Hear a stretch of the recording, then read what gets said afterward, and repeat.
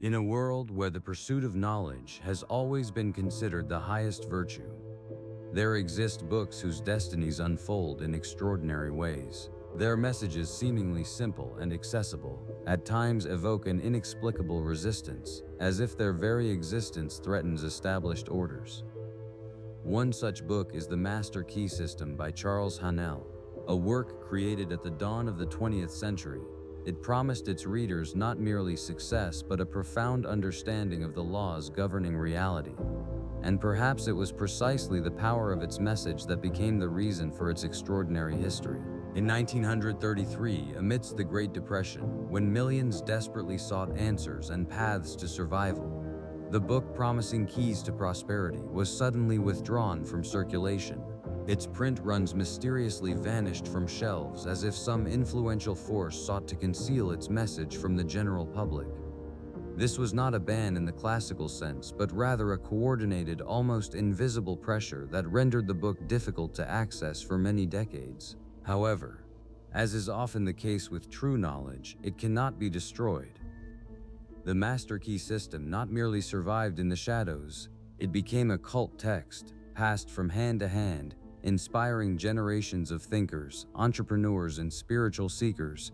From Napoleon Hill and Earl Nightingale to Oprah Winfrey, its influence proved so profound that even more than a century after its initial publication, its principles continue to shape the modern understanding of success and personal power.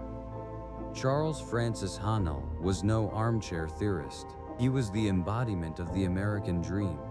A man who with his own hands built a financial empire before sharing his discoveries with the world. His story began in 1866 in St. Louis, Missouri, an era of rapid industrial growth and boundless opportunities. The young Haanel, like many of his contemporaries, was captivated by the spirit of entrepreneurship. He did not receive a traditional university education, yet he possessed a keen intellect, incredible perspicacity, and an insatiable thirst for knowledge. These qualities allowed him to rapidly ascend the career ladder, first as a clerk and then as the proprietor of his own business. By the dawn of the 20th century, Haanel was already a recognized magnate. He founded and presided over several major corporations, including the Continental Commercial Company, one of the most influential firms in St. Louis, specializing in real estate, mining, and commerce. His business empire extended far beyond his hometown, encompassing vast territories and yielding him a substantial fortune. Haanel was living proof that the principles he would later expound in his book truly worked. He did not merely believe in the power of thought, he lived by it, applying it in practice to achieve his grand objectives. However, despite his immense business success, Haanel felt a compelling need to share his knowledge. He understood that true wealth lay not solely in material assets, but in the ability to govern one's mind, to shape reality, and to unleash inner potential. In 1912, at the age of 46, he began publishing The Master Key System as a 24-week mail-order course. This was an innovative approach for its time, enabling individuals from across the nation to study its principles without leaving their homes. Initially, his audience consisted primarily of industrialists, entrepreneurs, and ambitious individuals striving for success in business and personal life. They perceived Haanel not merely as a successful man, but as a wise mentor capable of elucidating the hidden mechanisms of goal attainment. Haanel's course rapidly gained popularity, attracting thousands of students, many of whom subsequently became leaders in their respective fields. He imparted to them not merely instructions, but a profound comprehension of how the human mind operates and how it can be utilized to create a desired reality. The Master Key System became the foundation for an entire movement of thought that subsequently transformed into modern self-help and success literature. Today we turn to the 12th lesson of the Master Key System, a lesson dedicated to the power of concentration. Charles Haanel asserted, "The distinction between an ordinary man and a genius lies not in their innate abilities, but in their capacity to hold attention upon a single thought." This profound assertion overturns the traditional conception of talent, shifting the emphasis from gift to discipline. A genius, according to Haanel, is not one born with exceptional abilities, but one who has learned to direct their mind with unprecedented precision and persistence. Concentration, Haanel taught, is akin to a muscle. It is not a static state, but a dynamic faculty that can and must be developed. The more frequently and purposefully you employ it, the stronger it becomes. This is not merely a metaphor. It is a practical guide to action. Just as an athlete trains their body to achieve physical perfection, an individual can train their mind to attain mental mastery. And in this mastery, in Haanel's estimation, lies the key to all accomplishments. In the 12th lesson, Haanel offers us one of his most profound and perhaps most potent assertions. A thought imbued with love becomes invincible. This is not merely an eloquent phrase, it is a fundamental principle that transcends simple concentration. It points to the quality of thought, to the emotional charge that imbues it with power. Love here is not a sentimental emotion, but a potent creative energy that imparts wholeness, purity of intention, and unwavering faith to thought. When thought is saturated with this energy, it acquires the capacity to overcome obstacles, transform reality, and manifest in the physical world. This is the quality of thought that distinguishes a mere wish from an unyielding intention capable of altering destiny. The principal exercise proposed by Haanel in this lesson lies in realizing one's unity with omnipotence. This is not an appeal to religious dogmatism, but to a profound philosophical understanding of our connection to the universal mind. Haanel asserts that the capacity to think is not merely a function of the brain, but also the ability to act upon the universal mind. He views the human mind as part of a greater whole, as a channel through which the universal mind can manifest and operate. When we realize this unity, we cease to feel isolated and limited. We begin to comprehend that we possess access to an inexhaustible source of wisdom, power, and creative energy. This realization lends a new dimension to our concentration, imbuing it with meaning and purpose that transcend personal ambitions. This idea of the mind's unity with a higher power is not a novel one. Its roots extend into profound antiquity, finding reflection in various philosophical and spiritual traditions. Ancient sages such as Hermes Trismegistus, in their Hermetic texts, spoke of the principle of mentalism, asserting that all is mind, the universe is mental. This signifies that all reality emanates from the one mind, and our own mind is a part thereof. Patanjali, the great Indian sage who lived more than 2,000 years ago, expounded in his Yoga Sutras an 8-limbed path to self-realization known as Ashtanga Yoga. The 6th limb of this path is called Dharana, which translates as concentration. Dharana is the capacity to hold attention upon a single point, be it an object, a sound, an idea, or a part of the body. The purpose of Dharana is not merely to enhance focus, but to prepare the mind for meditation, dhyana, and ultimately for a state of complete absorption with the object of meditation, samadhi. Patanjali understood that without the capacity for sustained concentration, it is impossible to attain a profound understanding of oneself and the universe. He described dharana as the foundation for all higher states of consciousness, emphasizing its critical role in spiritual and mental development. Parallels to Haanel's ideas can also be found in the philosophy of the Stoics, who flourished in ancient Greece and Rome. The Stoics developed the concept of prosoche, meaning constant attention or vigilance. This was not merely concentration on a task, but continuous attention to one's thoughts, judgments, and actions, with the aim of living in harmony with reason and virtue. The Stoics believed that most human suffering stems from inattention, from allowing external events and internal impulses to influence us uncontrollably. By practicing prosoche, one learned to control one's inner world, choosing one's reactions and shaping one's character. It was a form of mental discipline aimed at achieving ataraxia, a state of imperturbability and inner tranquility. Another striking example of profound concentration rooted in antiquity is found in the Jesuit spiritual exercises developed by Ignatius of Loyola in the 16th century. These exercises constituted an intense multi-day retreat during which an individual immersed themselves in deep meditation and contemplation. One of the key practices involved spending entire weeks concentrating on a single scene from the Gospels. The participant in the exercises was to not merely read the text, but to employ their imagination to fully immerse themselves in the scene, to experience it with all their senses, to become a part of it, to interact with the characters. This deep, multi-dimensional concentration was aimed at achieving spiritual insight and personal transformation, demonstrating how prolonged and focused attention on a single idea can alter an individual's consciousness. History also recalls tragic examples of such absolute concentration. Archimedes, the great ancient Greek mathematician, physicist, and engineer who lived in Syracuse in the 3rd century BC, was renowned for his extraordinary capacity for focus. According to legend, when the Romans captured Syracuse, Archimedes was so engrossed in solving a geometric problem, drawing figures in the sand, that he failed to notice the approaching Roman soldier. When the soldier commanded him to follow, Archimedes refused, stating, "Do not disturb my circles." As a result, he was killed.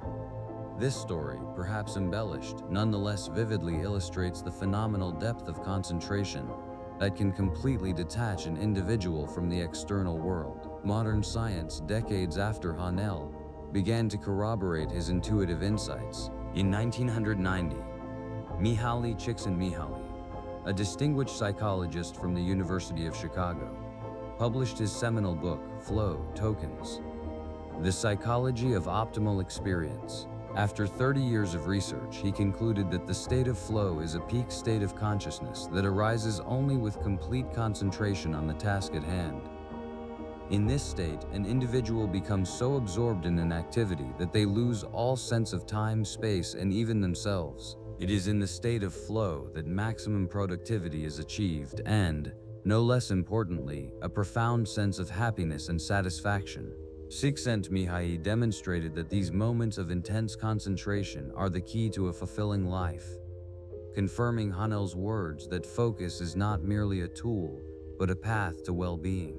The ideas regarding the importance of concentration found their continuation in the works of modern thinkers. Cal Newport, a professor of computer science at Georgetown University, in his book Deep Work, Rules for Focused Success in a Distracted World, published in 2016, asserts that the modern economy will inevitably divide into those who can concentrate deeply and all others. In a world overflowing with distractions, the capacity for deep work, that is, professional activity performed in a state of complete concentration without distraction, which pushes your cognitive abilities to their limit, becomes a rare and exceedingly valuable skill. Newport demonstrates that it is deep work that enables the creation of novelties, the mastery of complex skills, and the achievement of outstanding results, whereas superficial work, interrupted by constant distractions, leads only to mediocrity. Daniel Goleman, the renowned psychologist and author of the bestseller Emotional Intelligence, in his book Focus, Tokens, Naaman, The Hidden Driver of Excellence, released in 2013, emphasizes that the capacity for concentration is one of the key factors for success in the modern world. He cites examples of billionaires and successful leaders who do not by chance spend meditative hours each morning. This is not merely a fleeting trend, but a conscious practice for training attention. Warren Buffett, one of the most successful investors in history, dedicates up to 5 hours daily to reading in silence, fully immersing himself in the material under study. This habit, which he has maintained for decades, stands as vivid testament to the power of focused attention and its direct influence on strategic decision-making and the attainment of extraordinary results. All these examples, from ancient sages to modern billionaires, corroborate the central idea of Charles Haanel's 12th lesson. Concentration is not merely a desirable quality, but a fundamental force that shapes our reality. It is a capacity that can be developed, and its cultivation unlocks the doors to limitless potential. This capacity, which Haanel terms concentration, is not merely a desirable quality, but a fundamental force that shapes our reality. This is not a metaphor, but a physiological and psychological truth that modern science is beginning to corroborate with astonishing precision. In recent decades, research in neurobiology, epigenetics, and psychoneuroimmunology has unveiled the mechanisms by which our thoughts and our attention literally rewire our brains, influence our genes, and shape our physical health. Scientists long adhered to the dogma that the adult brain is a fixed structure, its development concluding in childhood, and any damage or loss of function irreversible. However, revolutionary discoveries in the late 20th and early 21st centuries have entirely refuted this notion. Norman Doidge, a Canadian psychiatrist and psychoanalyst, in his groundbreaking book The Brain That Changes Itself, published in 2007, introduced the world to the concept of neuroplasticity, the astonishing capacity of the brain to reorganize itself, forming new neural connections throughout life. This signifies that our brain is not static, but constantly changes in response to our experiences, our thoughts, and, most importantly, to where we direct our attention. One of the most striking confirmations of neuroplasticity came from research conducted by Eleanor Maguire and her colleagues at University College London in 2001. They studied the brains of London taxi drivers. To become a taxi driver in London, one must pass an incredibly difficult examination, known as the knowledge, which requires memorizing 25,000 streets, countless landmarks, and the shortest routes within 10 kilometers of Charing Cross. This learning process typically takes between 2 and 4 years of intense mental effort. Maguire's research revealed that the posterior hippocampus, a brain region critically important for spatial memory and navigation, was significantly larger in London taxi drivers than in a control group, including bus drivers who operate on fixed routes. Furthermore, the size of this region correlated with the number of years spent driving a taxi. This is direct evidence that purposeful, intense concentration on a specific type of information and skill literally alters the physical structure of the brain, rendering it more efficient for performing these tasks. Just as regular physical exercise builds muscles, regular concentration on a single thought or idea thickens the prefrontal cortex, the region responsible for attention, planning, and decision-making. This is not merely a metaphor. It is a biological fact, substantiated by neurobiology. But the influence of our thoughts extends even deeper, to the very genetic code. Epigenetics, a relatively new science studying how external factors and our experiences can alter gene activity without changing the DNA sequence itself. Bruce Lipton, a cell biologist and author of The Biology of Belief, was among the first to demonstrate that cells respond not only to chemical signals, but also to our perception of the environment, to our thoughts and emotions. He asserted that our mind, our beliefs, are potent factors capable of switching genes on or off. A striking experiment conducted by Drs. Brian Dias and Carrie Ressler in 2014 at Emory University demonstrated the heritability of acquired fears through epigenetic mechanisms. Researchers trained mice to fear the scent of cherry blossoms, acetophenone, by simultaneously exposing them to mild electric shocks. As a result, the mice developed a panic-stricken fear of this scent. The most astonishing development occurred next. The offspring of these mice, never having been subjected to electric shocks or exposed to the scent, exhibited the same fear response to acetophenone, and even the grandchildren of these mice displayed a similar inherited fear. Analysis revealed that changes occurred in the DNA of the father mice's sperm, affecting genes responsible for olfaction and stress response. This experiment became compelling proof that traumatic experiences, and thus intense focused emotional states, can leave epigenetic marks that are passed down through inheritance, influencing the predispositions of future generations. If fear, induced by a focused negative association, can be inherited, then what can be said of a thought imbued with love and focused on creation? Haanel asserted, "A thought imbued with love becomes invincible." Perhaps this is not merely a poetic metaphor, but a profound understanding of the epigenetic potential of our strongest, most focused intentions, capable of influencing not only our own biology but also the legacy we bequeath. The connection between mind and body is even more distinctly manifest in the field of psychoneuroimmunology, PNI, the science studying the interaction between psychological processes, the nervous system, and the immune system. Dr. Candace Pert, a neuroscientist and pharmacologist, in her book Molecules of Emotion, published in 1997, presented the revolutionary idea that emotions are not merely abstract feelings, but chemical messengers, or neuropeptides, that circulate throughout the entire body. She discovered that receptors for these neuropeptides are found not only in the brain, but also on the surface of immune cells, digestive system cells, endocrine glands, in fact on all cells of the organism. This signifies that our body thinks and feels at a cellular level, and our emotions, triggered by our thoughts, directly influence every system of the body. Research by Drs. Janice Glazer and Ronald K. Colt Glazer from Ohio State University has for decades demonstrated the direct impact of stress on the immune system. In one of their classic experiments, they studied medical students during examination periods and during vacations. They found that during periods of examination stress, the activity of natural killer cells, immune system cells responsible for destroying cancerous and virus-infected cells, significantly decreased in students. Furthermore, wound healing was delayed and antibody production was reduced. These studies compellingly demonstrate that prolonged, focused anxiety and stress, essentially negative concentration on potential threats, suppress the immune system, rendering us more vulnerable to illnesses. Conversely, it can be posited that focused positive thoughts, states of tranquility and confidence, cultivated through conscious concentration, can fortify our immune defenses. Perhaps the most ancient and most evident manifestation of the power of the focused mind is the placebo effect. This phenomenon, wherein a patient improves after receiving an inactive substance that they believe to be genuine medicine. Dr. Henry K.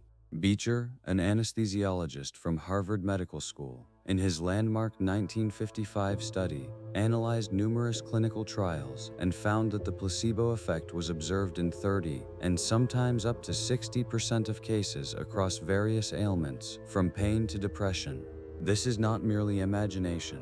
These are real physiological changes, such as the release of endorphins, the activation of specific brain regions, alterations in blood pressure and heart rate. The placebo effect is vivid testimony that focused belief, the expectation of healing, is a potent force capable of mobilizing the body's intrinsic resources for self-restoration.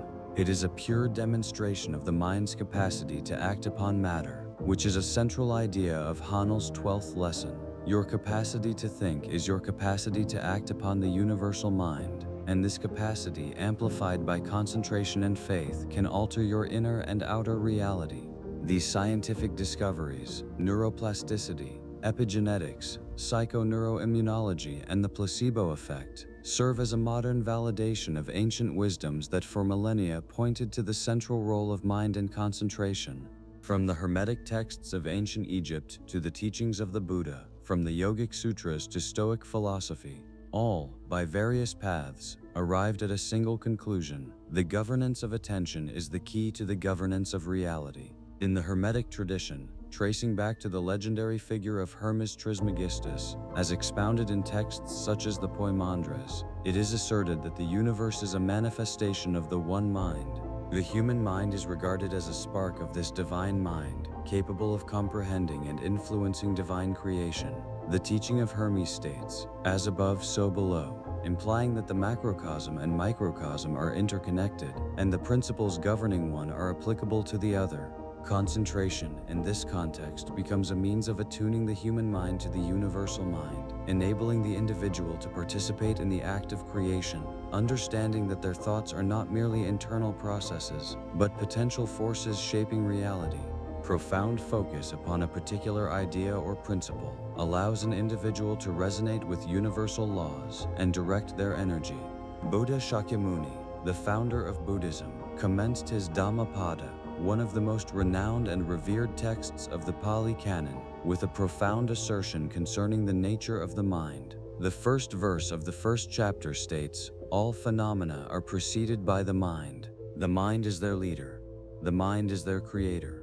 If one speaks or acts with an impure mind, suffering follows them, as the wheel follows the hoof of the draught ox. If one speaks or acts with a pure mind, happiness follows them, like a shadow that never departs." This is an unambiguous declaration that the mind is the architect of our reality, the source of both suffering and happiness. In Buddhism, Right concentration, samadhi, is the eighth limb of the Noble Eightfold Path, recognized as a crucial instrument for attaining enlightenment. It involves developing the capacity to hold attention on a single object, be it the breath, a mantra, or a visual image, in order to calm the mind and cultivate profound insight. The Hindu text Yoga Vasistha, one of the most extensive and philosophically profound scriptures of Hinduism, likewise asserts that the world is a projection of the mind. It states, Mana eva jagat, the mind is the world. According to this text, there is no external reality separate from consciousness. The entire perceived universe is merely a manifestation of mental constructs. Liberation is attained through control over the mind, through cessation of its constant wandering and focusing on the true nature of being. The practice of ekagrita or one-pointed concentration, is central to yogic philosophy and aims to quiet the mind and dissolve the illusions of duality, allowing the individual to realize their unity with universal consciousness. In the mystical tradition of Kabbalah, an ancient system of Jewish esoteric thought, the concept of Ein Sof, the limitless, the incomprehensible, infinite aspect of God that precedes all creation, holds a central place. Kabbalistic meditations, *hitbonet*, are profound practices of concentration aimed at transcending limited perception and connecting with this boundless reality. Through focus on sacred names, letters, and the Sephiroth *, the 10 divine emanations, the Kabbalist seeks to elevate their consciousness to apprehend the unity underlying all existence and to understand how the divine manifests in the world. This is an intense mental endeavor, requiring disciplined concentration to overcome the barriers of mundane consciousness. The ancient Greek and Roman Stoics, such as Epictetus and Marcus Aurelius, also emphasized the importance of constant attention, which they termed prosoche*. This was not merely fleeting concentration, but a continuous, vigilant awareness of one's thoughts, judgments, and reactions to the surrounding world. The Stoics taught that one must constantly monitor what is within one's power, one's thoughts, opinions, desires, and what is not, external events. *prosoche* was a key instrument for maintaining inner tranquility, *ataraxia*, and achieving virtue, preventing the mind from wandering into useless anxieties or distractions. It was a form of applied concentration, integrated into daily life for the shaping of character and wisdom. In Zen Buddhism, brought to China by the Indian monk Bodhidharma in the 5th century AD, the practice of zazen*, seated meditation, forms the foundation. This is a form of intense, unwavering concentration, often on the breath or on a *koan*, a paradoxical riddle, the aim of which is to achieve *satori*, sudden enlightenment or a profound understanding of the true nature of reality. Zen emphasizes that enlightenment is not something external to be acquired, but rather the uncovering of what already exists by eliminating mental obstructions through focused attention. Bodhidharma is said to have meditated before a wall for 9 years, demonstrating an extreme level of concentration and resolve. Even in the Christian tradition, we find parallels in the spiritual exercises of Ignatius of Loyola, founder of the Jesuit order in the 16th century.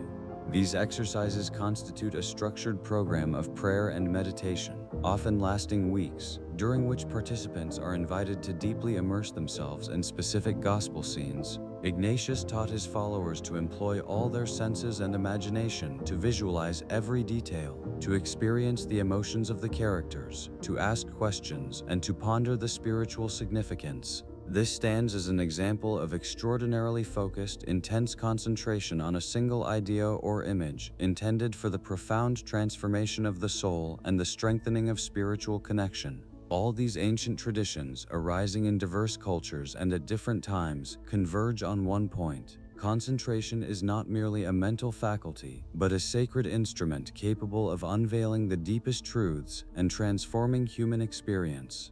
They offer practical methods for cultivating this power, methods that resonate with modern scientific discoveries and with the teachings of Charles Haanel. The power of concentration, so meticulously described by Haanel and corroborated by ancient sages in modern science, is not merely an abstract concept, but a potent instrument that has shaped the lives of great individuals, enabling them to achieve extraordinary results. Their stories serve as vivid examples of how purposeful attention can transform personal destiny and influence the world. One such individual was Earl Nightingale, an American motivational speaker and author, whose life was profoundly altered by Charles Haanel's The Master Key System. Nightingale, having grown up in poverty during the Great Depression, at 29 years of age, chanced upon Haanel's book and was struck by its ideas concerning the power of thought and concentration. He began to apply these principles in his life, and his career surged dramatically. In 1956, Nightingale recorded a short spoken-word presentation titled The Strangest Secret. Initially, this was created for his employees to inspire them to achieve superior results. Nightingale's core idea, directly borrowed from Haanel, was that we become what we think about most of the time. He asserted that if an individual focuses on a worthy goal, they will inevitably attain it. This recording became the first spoken-word album in history to sell over 1 million copies, earning him a gold record and initiating an entire industry of personal development. Nightingale's success was not merely a result of his ideas, but a direct consequence of his own focused belief in these principles and his concentrated efforts to disseminate them. He himself was living proof that purposeful concentration on a desired outcome leads to its materialization. Another colossal figure whose work was imbued with the principles of concentration and purposeful thinking was Napoleon Hill. At the dawn of the 20th century, as a young journalist, Hill received an unprecedented offer from steel magnate Andrew Carnegie, one of the wealthiest men of his era. Carnegie commissioned him for a 20-year project to interview 500 of America's most successful individuals to uncover a universal philosophy of success. This was a colossal undertaking, demanding incredible discipline, persistence, and of course, deep, sustained concentration. The result of this 20-year investigation was Hill's celebrated book, Think and Grow Rich, published in 1937. Within it, Hill articulated 13 principles of success, many of which are directly connected to concentration, definiteness of purpose, autosuggestion, organized planning, and persistence. Hill openly acknowledged the influence of Haanel's The Master Key System on his ideas. Hill's concept of a definite chief aim is a direct development of Haanel's idea of focused intention. His mastermind is the collective concentration of minds upon a common objective. Napoleon Hill's life itself stands as a vivid example of unprecedented concentration. 2 decades dedicated to a single grand purpose, which ultimately transformed the lives of millions. Steve Jobs, co-founder of Apple, though perhaps not a direct follower of Haanel, nevertheless demonstrated in his approach to innovation and design a profound understanding of the power of focused attention. In his celebrated commencement address at Stanford in 2005, Jobs recounted the story of how he dropped out of college but remained to audit calligraphy classes. At the time, this seemed an utterly useless pursuit. But 10 years later, when he was designing the first Macintosh, it was precisely these calligraphy lessons that provided him the inspiration for the beautiful fonts and typography that made the Mac unique. Jobs stated, "You can't connect the dots looking forward. You can only connect them looking backward. So you have to trust that the dots will somehow connect in your future." His ability to delve deeply into seemingly unrelated fields, from calligraphy to Eastern philosophy, and then concentrate on integrating this knowledge into his products, was a form of deep work. His legendary exacting standards for detail, his tireless pursuit of perfection in design and user experience, all these are manifestations of intense, focused concentration that enabled him to connect the dots like no other, and to create revolutionary, world-changing products. Oprah Winfrey, one of the most influential media moguls and philanthropists in history, openly acknowledges the profound impact of the Master Key System on her life and career. She has repeatedly spoken of the book on her show, which led to its resurgence and a new surge in popularity. For Oprah, Haanel's principles confirmed her own intuitive belief in the power of thought, intention, and visualization. Her career is a testament to the power of concentrated vision and purpose. From humble beginnings to the creation of a global media empire, Oprah demonstrated unwavering focus on her mission to inspire, enlighten, and empower people. Her daily practices, including meditation and journaling, are forms of focused mental work that help her maintain clarity of purpose and amplify her intentions, which in turn manifests in her extraordinary achievements. These stories of great individuals, Earl Nightingale, Napoleon Hill, Steve Jobs, and Oprah Winfrey, are not mere anecdotes. They stand as powerful examples of how the principles espoused by Charles Haanel over a century ago continue to operate in modern life. They demonstrate that the distinction between an ordinary individual and a genius, between mediocrity and greatness, often lies not in innate abilities, but in the developed capacity to hold attention upon a single thought, a single goal, a single idea, until it manifests in reality. This corroborates the central idea of the 12th lesson. Concentration is not merely a desirable quality, but a fundamental force that shapes our reality, and its cultivation unlocks the doors to limitless potential. These stories of great individuals, Earl Nightingale, Napoleon Hill, Steve Jobs, and Oprah Winfrey, are not mere anecdotes. They stand as powerful examples of how the principles espoused by Charles Haanel over a century ago continue to operate in modern life. They demonstrate that the distinction between an ordinary individual and a genius, between mediocrity and greatness, often lies not in innate abilities but in the developed capacity to hold attention upon a single thought, a single goal, a single idea, until it manifests in reality. This corroborates the central idea of the 12th lesson. Concentration is not merely a desirable quality, but a fundamental force that shapes our reality, and its cultivation unlocks the doors to limitless potential. The capacity to focus the mind like a lens gathering scattered rays of light into a single piercing beam is the most potent instrument available to humanity. It permeates not only success stories, but also the profound strata of human psychology and spirituality, finding its reflection in both ancient teachings and cutting-edge scientific research. Carl Gustav Jung, the great Swiss psychiatrist and founder of analytical psychology, dedicated his life to studying the process of individuation, the becoming of a whole, integrated personality. This path, according to Jung, demands the deepest concentration on one's inner world, on the symbols and archetypes manifesting in dreams and active imagination. Individuation is not a distraction by external stimuli, but a focused journey into the depths of one's own subconscious mind, where the conscious and subconscious merge, leading to authentic self-realization. It is a process that cannot be traversed without constant, focused attention to inner signals. Abraham Maslow, one of the fathers of humanistic psychology, described what he termed peak experiences, moments of intense joy, wonder, awe, and profound absorption. In these moments, an individual is wholly concentrated on the present, loses all sense of time and self-awareness, and experiences a feeling of unity with the universe. These are states of maximal concentration which, according to Maslow, are the highest manifestations of human potential and contribute most significantly to a sense of meaning in life. Modern cognitive psychology, exemplified by Nobel laureate Daniel Kahneman, distinguishes between two systems of thinking: System 1, fast, intuitive, automatic, and System 2, slow, deliberative, requiring effort and concentration. It is System 2 that is responsible for deep analysis, complex problem solving, learning, and strategic decision-making. Ignoring or insufficiently developing the capacity for System 2 operation leads to superficial thinking and susceptibility to cognitive biases. Concentration is the training of System 2, its strengthening and expansion.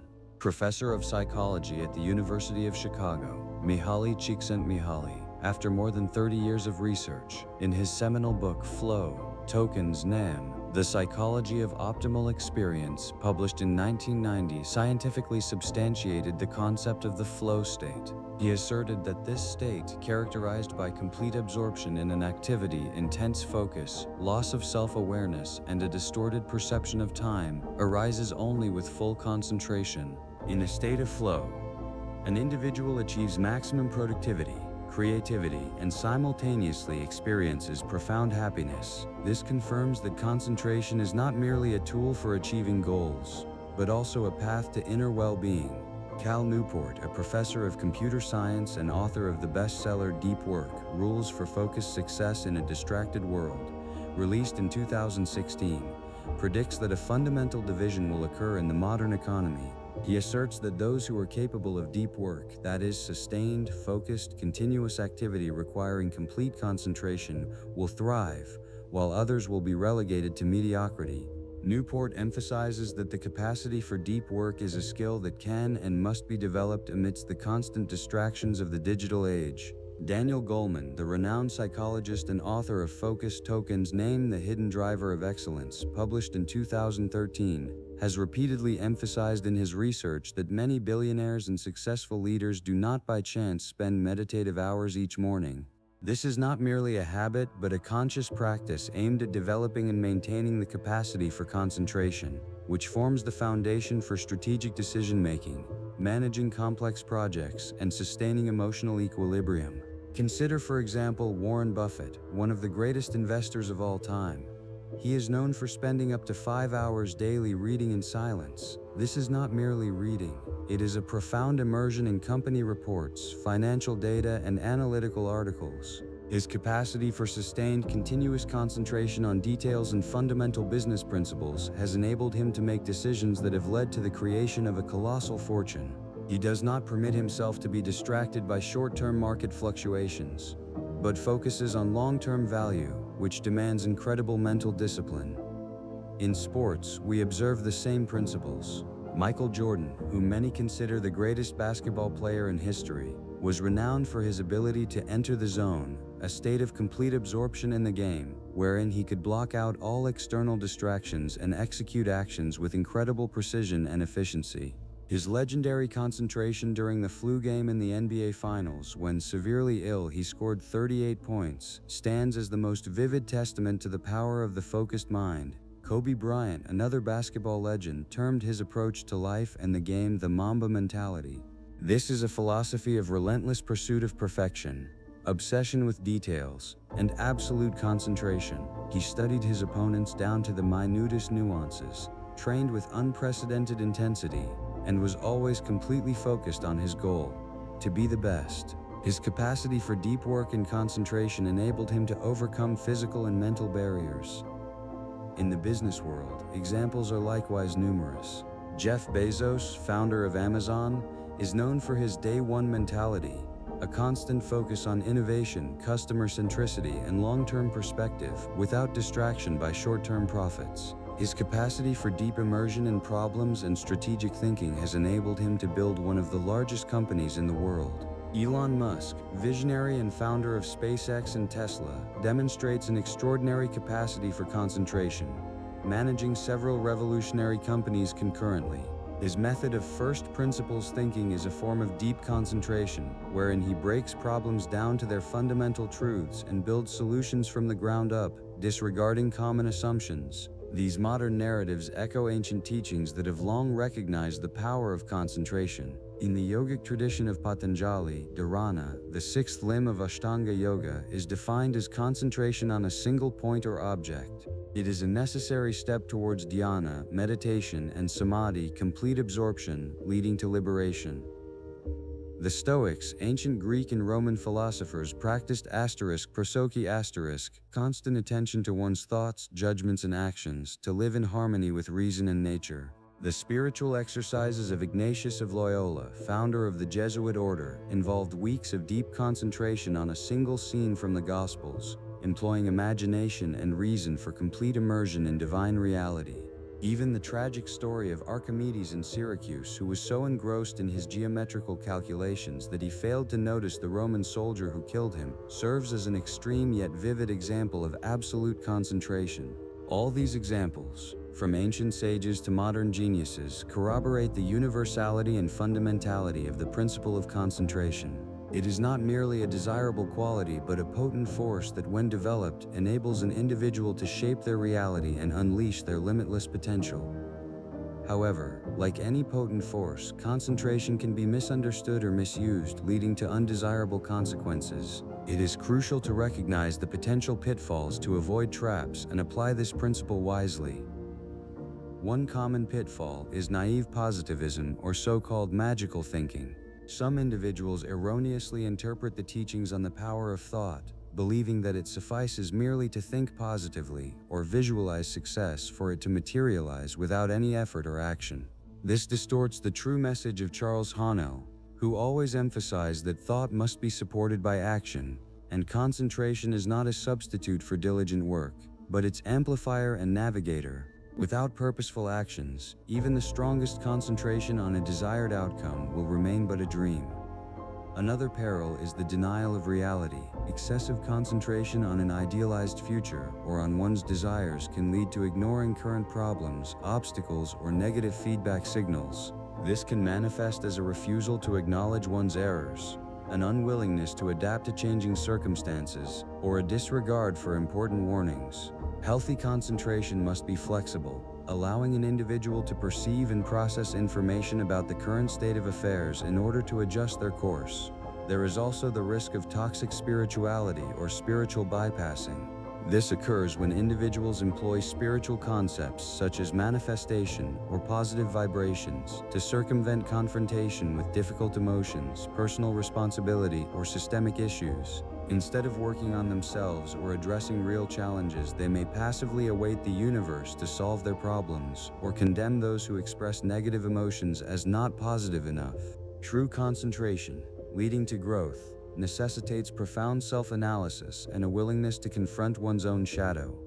Finally, there is the danger of excessive concentration, leading to obsessive-compulsive states or burnout. While deep work is exceedingly important, a lack of balance, rest, and variety in activities can lead to mental exhaustion, rigidity of thought, and a loss of creativity. The human mind requires periods of defocalization to process information, generate new ideas, and recuperate. The boundary between focused dedication and unhealthy obsession can be fine, and it is important to discern it.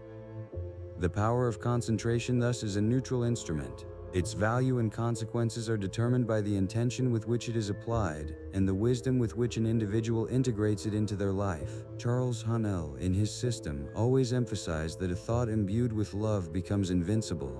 This signifies that the true power of concentration is unveiled when it is directed towards creative, ethical, and benevolent objectives, both for the individual and for the surrounding world. Now, having recognized both the colossal potential and the possible pitfalls of concentration, it is time to proceed to practical steps. The 12th lesson of the Master Key system offers a simple yet potent exercise: 15 minutes of complete concentration on a single idea each day, without distractions. When the mind wanders, one must gently guide it back. This practice, performed for 30 days, is capable of physically altering the quality of your attention, literally thickening the prefrontal cortex of the brain thanks to neuroplasticity, the astonishing capacity of the brain to reorganize itself, forming new neural connections, as meticulously described by Dr. Norman Doidge in his book The Brain That Changes Itself, published in 2007.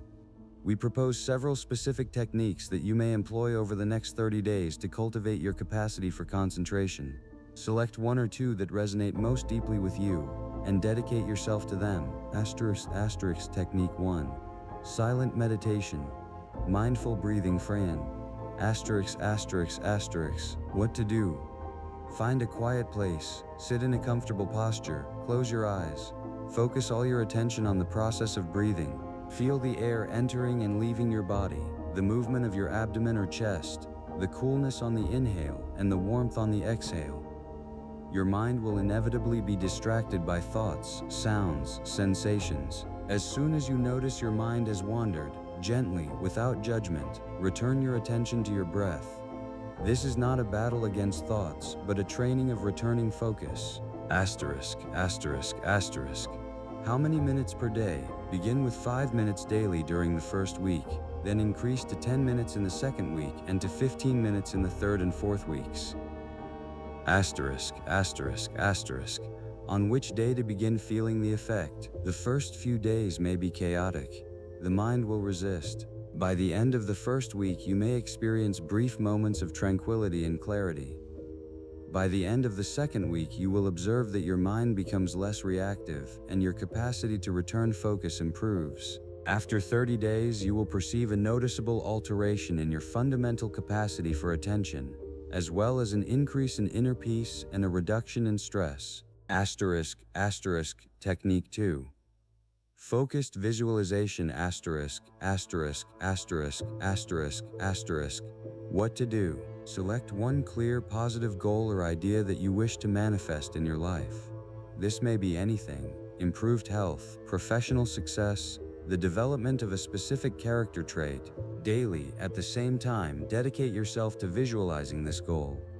Close your eyes and imagine that you have already achieved it. Perceive all the details, what you see, hear, feel, perhaps even the sense. Experience the emotions associated with this achievement: joy, satisfaction, confidence.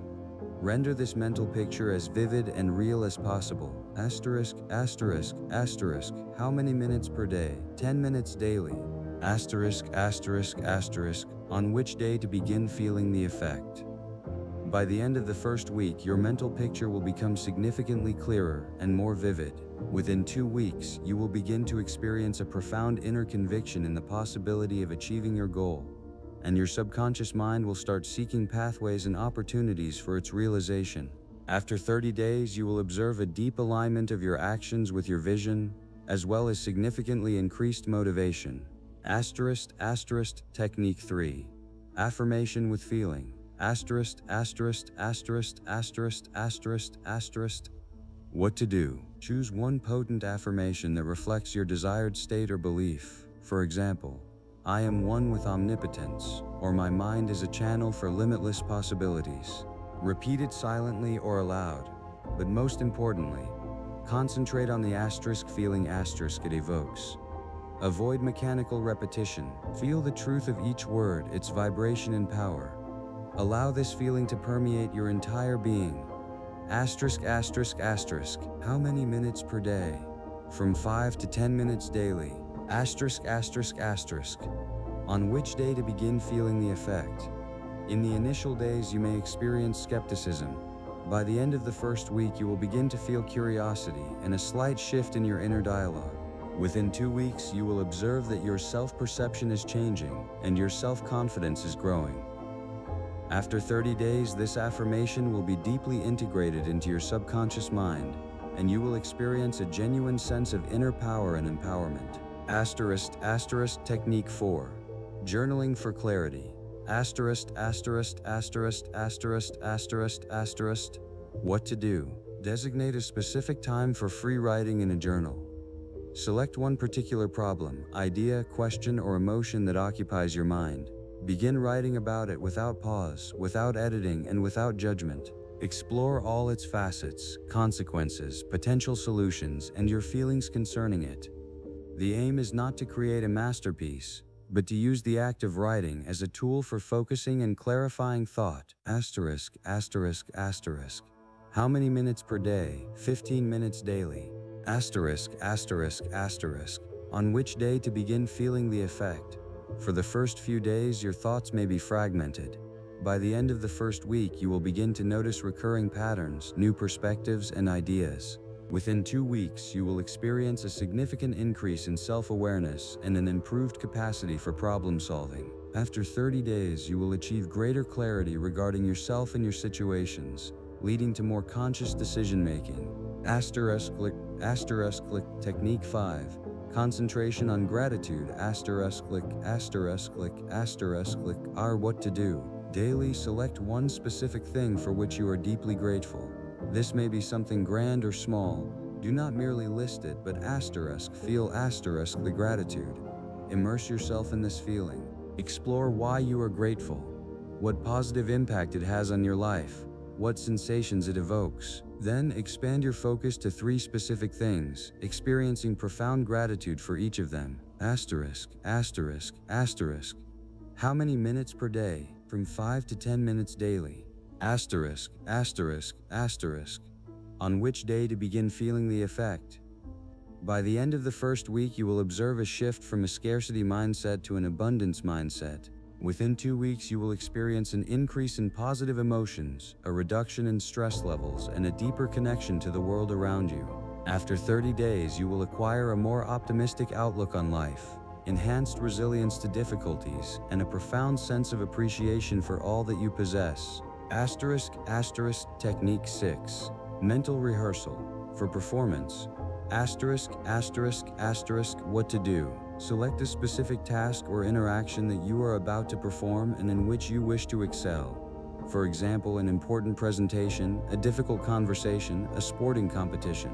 Daily, conduct a mental rehearsal of this event. Visualize yourself executing the task step by step, flawlessly. Imagine how you handle any potential difficulties, maintain composure, confidence, and achieve the desired outcome. Render this mental rehearsal as realistic as possible, engaging all your senses. Asterisk, asterisk, asterisk, asterisk, how many minutes per day? From 10 to 15 minutes daily. Asterisk on which day to begin feeling the effect. By the end of the first week, you will experience a significant reduction in anxiety and an increase in confidence regarding the upcoming event. Within 2 weeks, you will observe an improvement in your actual performance and better preparedness. After 30 days, you will witness a noticeable enhancement in task execution and the maintenance of self-possession in real-world situations. Asterisk, asterisk, Technique 7, Single Tasking. Deep work block, asterisk, asterisk, asterisk, what to do. Select one important task requiring significant mental concentration. Eliminate all possible distractions. Turn off phone notifications. Close unnecessary browser tabs, if possible. Find a quiet place. Work asterisk only asterisk on this task for the allotted time. If your mind begins to wander, gently but persistently guide it back to the current task. Asterisk, asterisk, asterisk, how many minutes per day? Begin with 30 minutes daily, gradually increasing to 60 or even 90 minutes as your capacity for concentration develops. Asterisk, asterisk, asterisk.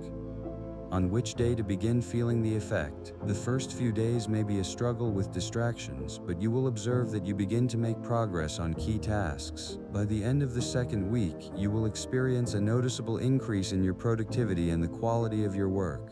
After 30 days, you will significantly enhance your capacity for deep work, be able to enter a state of flow more readily, and experience a profound sense of satisfaction from completed tasks.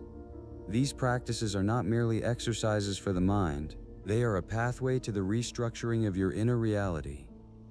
Remember that consistency is more vital than intensity.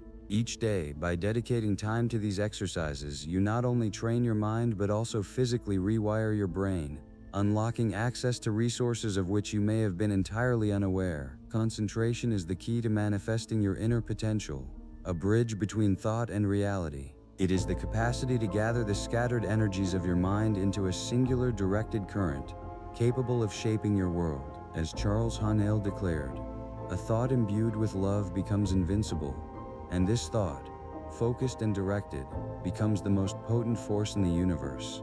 In subsequent lessons, we shall continue our immersion into the Master Key system, exploring how this developed capacity for concentration can be directed towards specific objectives, how it interacts with the principles of attraction, and how we may employ it to create a life replete with meaning and abundance. Envision your mind as a lens capable of focusing the scattered light of the universe into a single potent beam. This beam, when directed with intention and love, is capable of illuminating your path, burning through obstacles, and manifesting your boldest dreams into reality. It is in this focused clarity that resides your true power, your capacity to create, and your connection to the infinite mind that permeates all existence.